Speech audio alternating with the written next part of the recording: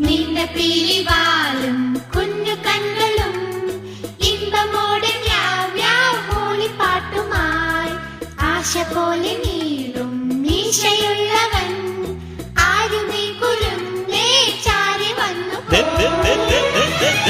മഞ്ഞ കുഞ്ഞിക്കാതുള്ള ചക്കിപ്പൂച്ചയ്ക്ക് ചക്കര തിന്നാനുള്ളി മോഹമുദിച്ചല്ലോ.